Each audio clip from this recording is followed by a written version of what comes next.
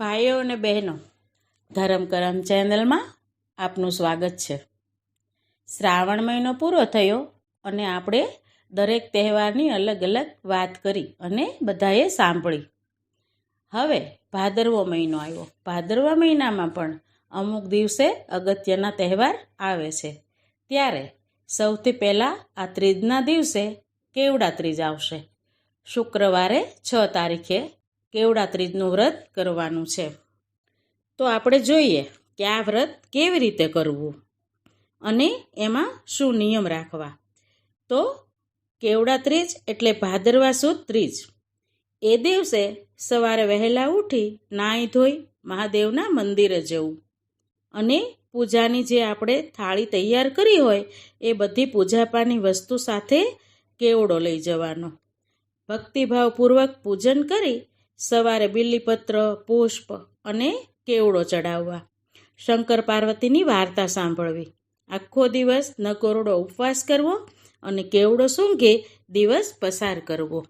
આમ જોઈએ તો કેવડો છે એ વરસના એક જ દિવસે એટલે કે કેવડા ત્રીજના દિવસે શંકર દાદાને ચડે છે.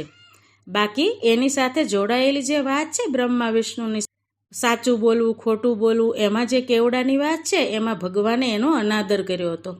પણ એણે ખૂબ પ્રાર્થના કરી એટલે ભગવાનને કહ્યું કે હું વરદાન આપું છું કે ભાઈ પાર્વતી છે એ કેવડા ત્રીજનું વ્રત કરે ત્યારે એ તમને પુષ્પ તરીકે મારા ઉપર ચડાવશે.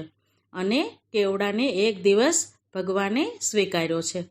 એટલે કેવડા ત્રીજના દિવસે જ કેવડાની પૂજા થાય છે. આ વાત આપણે બધા જાણતા જ હશું.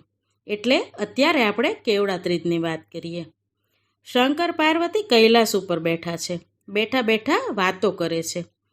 એમાં વાતમાંથી વાત નીકળે છે એટલે પાર્વતીજી પૂછે છે, હે નાથ, હે સ્વામી, મેં તમને પરણવા માટે ઘણા વ્રત કર્યા. એમાં કયા વ્રતના પ્રભાવથી હું આપના જેવા સમર્થ સ્વામીને પામી? એ વાત કૃપા કરી મને કહો. આ વાત સાંભળી ને શંકર ભગવાન પહેલાં તો હસ્યા અને પછી હસતા હસતા જ એમણે કહ્યું, હે દેવી, નાના હતા ત્યારે તમે તમારા પિતાજી હિમાલય અને માતાજી મેનાની ના હોવા છતાં મને પરણવાની હઠ લઈ અને બેઠા. મને પરણવાને માટે તમે ઘણું કઠોર તપ કર્યું. ઘણા વર્ષો સુધી તમે અન્ન જળનો ત્યાગ કર્યો. 12 વર્ષ સુધી તો તમે ઊંધા મસ્તકે લટકતા રહ્યા. મુશળધાર વરસાદમાં તમે ઉઘાડા આકાશ નીચે ઘણો વખત તપ કર્યું. ઘણા વખત તો પાંદડા ખાઈને પણ વિતાવ્યા. ધોમ ધકતો ઉનાળાનો તાપ અને શિયાળાની કડકડતી ઠંડી પણ તમે સહન કરી. આપની વાત સાચી છે નાથ, કારણ કે મેં તો પ્રણ લીધું હતું કે લગ્ન તો હું તમારી સાથે જ કરીશ. હવે એક વખત તમારા પિતાજી તમારા લગ્નની ચિંતા કરતા બેઠા હતા. ત્યારે નારદજીએ ત્યાં આગળ આવી અને તમારા પિતાને કહ્યું કે તમારા લગ્ન વિષ્ણુ ભગવાન સાથે કરવાની વાત તમારા પિતાને કરી. આથી તમને ખૂબ દુઃખ થયું અને તમારી સખી પાસે જઈ તમે ખૂબ રડવા લાગ્યા. બરાબર છે? હવે તમારી સખી વચ્ચે જે વાર્તાલાપ થયો અને તમે ઘરથી ભાગી ઘોર જંગલમાં જઈ ચડ્યા તે બધું યાદ કરો.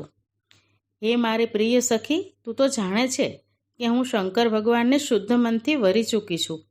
મારા મા બાપને આ માટે મેં ખૂબ ખૂબ સમજાવ્યા, પણ એ માનતા નથી અને મારા લગ્ન વિષ્ણુ ભગવાન સાથે નક્કી કર્યા છે. જો આમ થાય તો મારે મારા દેહનો ત્યાગ કરવો જ પડશે.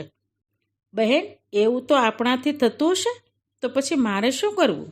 ચાલ આપણે અહીંથી છાનામાના નાસી જઈએ. હા ચાલ. અને આ પ્રમાણે યોજના ઘડી બંને સખીઓ ઘરેથી ચાલી નીકળી.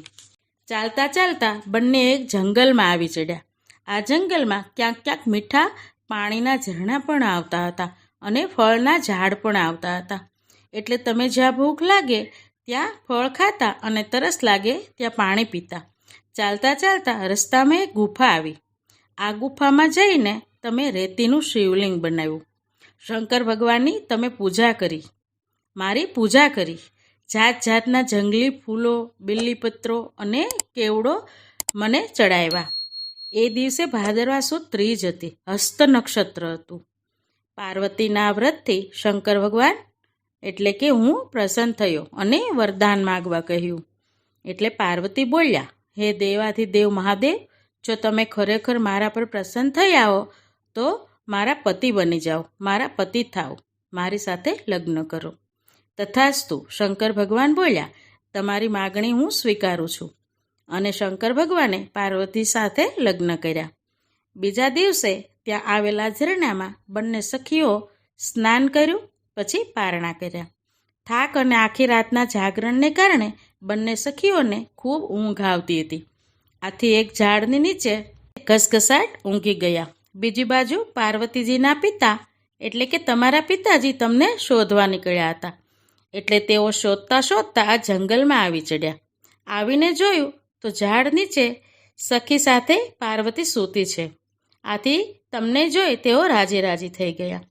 પિતાજીએ ધીમે રહી તમને જગાડ્યા અને ખૂબ વહાલપૂર્વક પૂછ્યું અને તમારી સાથે વાત કરવા માંડ્યા. અરે બેટી, આવા ભયંકર જંગલમાં તમારે બંને જણાએ શા માટે આવવું પડ્યું? ઘેર તમારા બંનેની માતાઓ કેટલો વિલાપ કરે છે. પાર્વતી કહે, પિતાજી, આ ગુફાની અંદર ગઈકાલે જ શંકર ભગવાનની સાથે મારા લગ્ન થઈ ચૂક્યા છે. જો તેમની સાથે મારું લગ્ન માન્ય નહીં રાખો તો હું હમણાં મારો પ્રાણ ત્યાગી દઈશ. અને પાર્વતીના વ્રતના પ્રભાવને કારણે પાર્વતીના પિતાજી હિમાલયે પાર્વતીજીને આ વાત સ્વીકારી લીધી. પછી બંને સખીઓ ઘેર લઈ ગયા. પછી હિમાલયે શંકર ભગવાનને જાન જોડી પાર્વતીજીને પરણવા આવવા માટે કંકોત્રી લખી મોકલી. શંકર ભગવાને હિમાલયની આ લગ્ન પત્રિકા સ્વીકારી લીધી અને તેઓ જાન જોડી વાતે ગાતે પાર્વતી સાથે લગ્ન કરવા માટે આવી ચડ્યા. શંકર અને પાર્વતીના ધામધૂમ લગ્ન થયા.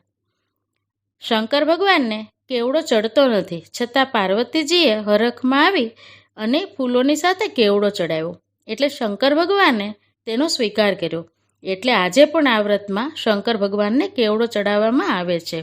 અને ભાદરવા સુદ ત્રીજના દિવસે આ વ્રત થતું હોવાથી કેવડા ત્રીજ પણ કહે છે. કેટલાક તેને હરતાલિકા વ્રત પણ કહે છે. આ વ્રત કરનારની મનોકામના પૂર્ણ થાય છે અને અખંડ સૌભાગ્ય પ્રાપ્ત થાય છે.